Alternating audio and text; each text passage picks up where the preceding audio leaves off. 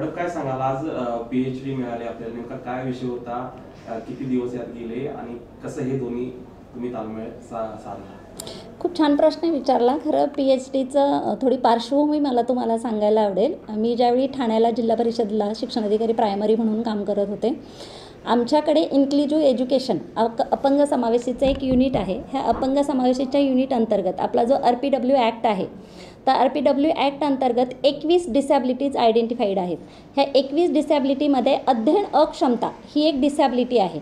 Actual आपला प्रयत्न काय असतो की ह्या ज्या डिसॅबिलिटी आयडेंटिफाय होतात ह्या वर्ग शिक्षकाकडून आयडेंटिफाय होतात आणि आमच्याकडे मोबाईल टीचर आहेत जे विशेष शिक्षक म्हणून काम करतात, की ज्यांचं स्पेशल DED किंवा स्पेशल BEd झालेलं आहे, त्यांच्याकडून ही सगळी यादी येते. पण यादी जरी त्यांनी पाठवली तरी जोपर्यंत तो विद्यार्थी सर्टिफाय होत नाही तोपर्यंत आपल्याला त्याला लाभ देता येत नाही, कुठलाही लाभ असेल.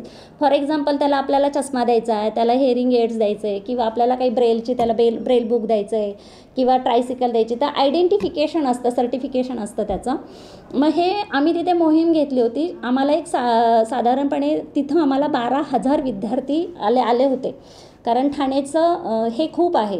16 लाख विद्यार्थी होते जेव्हा मी ठाणे प्रायमरीला काम करत होते तेव्हा ठाणे जिल्ह्यामध्ये. त्या 16 लाखपैकी 12,000 विद्यार्थी आमच्याकडे अपंग समावेशित अंतर्गत आलेले होते, वेगवेगळ्या कॅटेगरीमध्ये होते. तर त्यावेळी माझ्या असं लक्षात आलं की पर्टिक्युलर अध्ययन अक्षमता हा जो घटक आहे त्याच्या अंतर्गत आमच्याकडे 1248 विद्यार्थी आले होते. मग माझा आग्रह होता की कुठलंही डिसॅबिलिटीची कॅटेगरी असू दे, सगळे विद्यार्थी आपल्याला सर्टिफाईड पाहिजेत, तर आपण सांगू शकतो की आम्ही बजेट मागवू शकतो किंवा त्या विद्यार्थ्यांसाठीचं पुढे जाऊन जे काम करायचं ते करता येईल. आणि मग त्या अनुषंगाने जेव्हा अध्ययन अक्षमतेचं सर्टिफिकेशन करायचं होतं तेव्हा मला असं लक्षात आलं तिथं ठाणेमध्ये सिव्हिलला युनिट नव्हतं त्याचं, बाकी सगळ्याचे युनिट होते. आता जे आपण UDID वगैरे घेतो तर अध्ययन अक्षमतेचं युनिट नव्हतं. मग आम्हाला त्या विद्यार्थ्यांना मुंबईला JJला रेफर करायला लागायचं. तर मग JJला एक त्यांचं पॅनल होतं, ते पॅनल 7-8 डॉक्टरांचं पॅनल असायचं आणि त्या 7-8 डॉक्टरांच्या पॅनलमध्ये ते एकावेळी 4 विद्यार्थ्यांना कॉल द्यायचे. 4 विद्यार्थ्यांना कॉल दिल्यानंतर त्या विद्यार्थ्यांसोबत अशा किमान त्यांच्या 4 सिटिंग व्हायच्या. म्हणजे एका महिन्यात 1 सिटिंग, दुसऱ्या महिन्यात 2 सिटिंग, असे 4 महिन्यामध्ये 4 विद्यार्थी सर्टिफाय व्हायचे. आता माझा जो काउंट होता तो 1248चा काउंट होता. मग मी आमचे तेव्हा CEO सर आमच्याकडे भीमनवार सर होते, भीमनवार सरांना म्हटलं, सर या जर गतीनं गेलो ना आपण तर रिटायर्ड होऊ, पण हे विद्यार्थी म्हातारे होतील हो की नाही, सगळे सर्टिफाय होईपर्यंत. मग काय करायचं, तर काहीतरी आपण एक नवीन विचार करतो की वे आऊट देतो. प्रॉब्लेम आला मान्य की प्रॉब्लेम आला तर त्याला काहीतरी सोल्युशन द्यायला पाहिजे. मग तिथं वेल नोन सायकेटिस्ट आहेत डॉक्टर आनंद नाडकर्णी करायचे, तुम्ही सगळ्यांनी त्यांचं नाव ऐकलं असेल, ठाणे आणि राज्यभरासाठी सगळ्यांना माहिती आहे. मग आम्ही नाडकर्णी सरांना अप्रोच झालं आणि नाडकर्णी सरांना विचारलं की आमचा हा प्रॉब्लेम आहे आणि आम्हाला ह्या विद्यार्थ्यांना ॲज अर्ली ॲज आम्हाला आयडेंटिफाय करायचे की हे खरंच अध्ययन अक्षम आहेत का किंवा नाहीत. ते म्हटलं मॅडम काहीच अडचण नाही आहे. मग त्यांनी काय केलं होतं, 4 डॉक्टरांची टीम आमच्या मदतीला दिली होती. ते जे 4 सायकेटिस्ट होते त्या 4 लोकांनी काय केलं होतं डॉक्टर मंडळींनी, की आम्हाला एक सायकोमेट्रिक टेस्ट तयार करून दिली होती. पण मग नंतर पुढे असा प्रश्न निर्माण झाला की सायकोमेट्रिक टेस्ट दिली पण ॲप्लाय कोण करणार. मग ते म्हटले काही अडचण नाही, आम्ही 4 दिवसाचं ट्रेनिंग देतो. मग माझ्याकडे त्यावेळी 40 मोबाईल टीचरचं युनिट तिथं ठाण्यामध्ये काम करत होतं. मग त्या 40 मोबाईल टीचर थ्रू त्यांना ट्रेनिंग दिलं 4 दिवस की ही सायकोमेट्रिक टेस्ट ॲप्लाय कशी करायची. मग जेव्हा आम्ही ते ॲप्लाय केली सायकोमेट्रिक टेस्ट तेव्हा आमच्या असं लक्षात आलं 1248वरून समथिंग काहीतरी असा 52-53चा फिगर होता की एवढीच मुलं सर्टिफाईड अध्ययन अक्षम निघाली, बाकीची अध्ययन अक्षम नव्हती.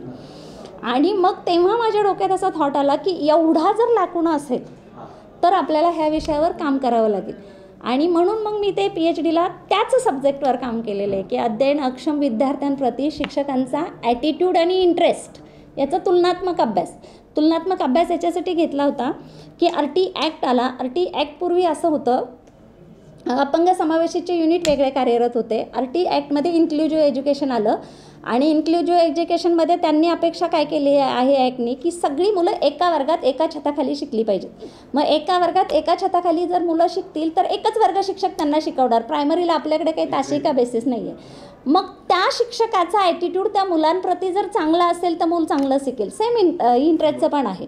म्हणून तो ॲटिट्यूड आणि इंटरेस्ट की सर्वसामान्य शिक्षकाचा आणि जे स्पेशल टीचर की जे स्पेशल एज्युकेटर आहेत, ज्यांचं स्पेशल DED झालं आहे, ज्यांचं स्पेशल BEd झालेलं आहे, ज्या लोकांना याच्यामधलं विशेष नॉलेज आहे, for example totally blind student असेल तर त्याला कसं शिकवायचं, हिअरिंग इम्पेअर्ड असेल तर त्याला कसं शिकवायचं, किंवा फिजिओथेरपी पण कशी द्यायची मुलांना याची पण त्या लोकांना माहिती असते. मग त्यांचं शिकवणं आणि सर्वसामान्य विद्यार्थ्याचं शिकवणं आणि त्यांचं त्या विद्यार्थ्यांप्रतीचे बंध म्हणूयात आपण, ते कसे आहेत हे जर पॉझिटिव्ह असतील तर काम चांगलं होईल, पॉझिटिव्ह नसेल तर काम चांगलं होणार नाही. म्हणून तो विषय निवडला आणि त्याच्यावर काम केले.